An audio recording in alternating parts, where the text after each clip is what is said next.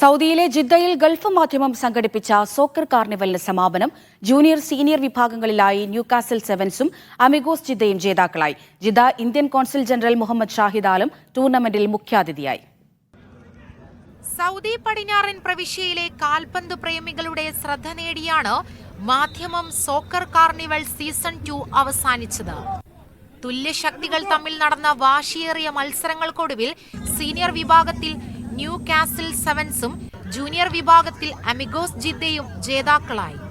Junior വിഭാഗത്തിൽ amigos Jeddah 1-നെതിരെ 2 ഗോളുകൾക്കാണ് JSCയെ പരാജയപ്പെടുത്തിയത്.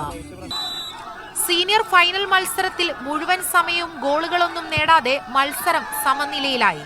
പെനാൽറ്റി ഷൂട്ടൌട്ടിലും സമനിലയായതോടെ നറുക്കെടുപ്പിലൂടെ ഫൈസലിയ FCയെ പിന്തള്ളി ന്യൂകാസിലിനെ സെവൻസ് കപ്പ് വിജയികളായി പ്രഖ്യാപിച്ചു.